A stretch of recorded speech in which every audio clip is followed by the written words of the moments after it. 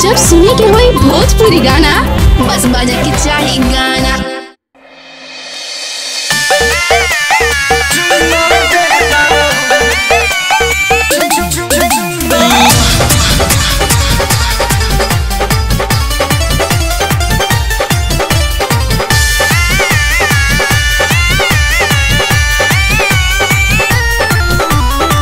Lockdown में town से घरे जिद करता रह तू सोते के जोरे।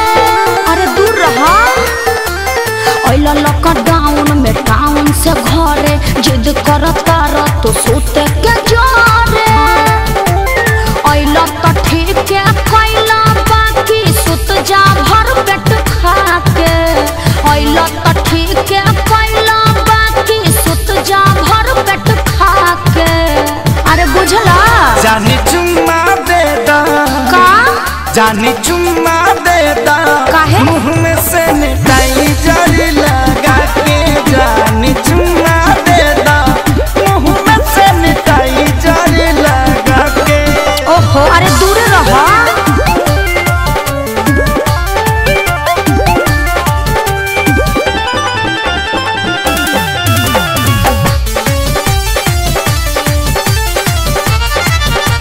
मिलल तनी छुट्टी आनी कसहु लुका के। अच्छा कोटा तरल आधा पेटा खा के।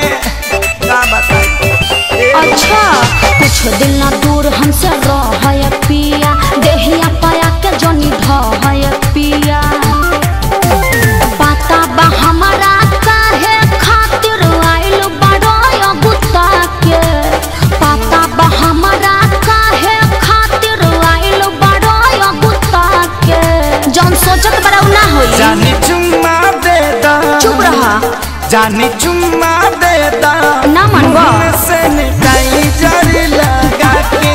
जानी चुम्मा दे दा मुँह में से निकाई जरी लगा के। और जीत काहे पहले बड़ा।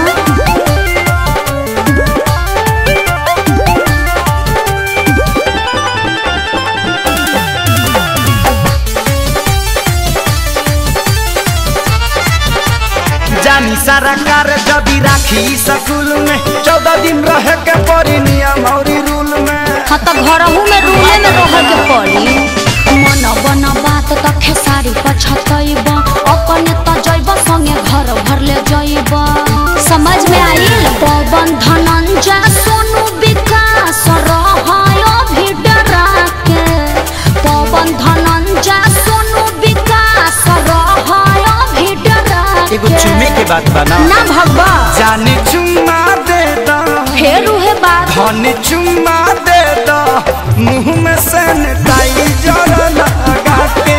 जानी चुम्मा दे दा मुँह में से निकाई जरा लगा के। लॉकडाउन में टाउन से घरे जिद करता रह तो सोते के जोरे। तो ठीक है कैला बाकी सुत जा भर पेट खा के। तो ठीक है कैला बाकी सुत जा भर पेट खा के। अरे बुझला जानी चुम्मा दे दा का जानी चुम्मा दे दा काहे मुँह में से निकाई जरी लगा के। जानी चुम्मा दे दा मुँह में से निकाई जरी लगा के। चुपचाप घर में बंद रहो ना तो मुखिया जी के फोन कर दे अभी टांग ले जाइए।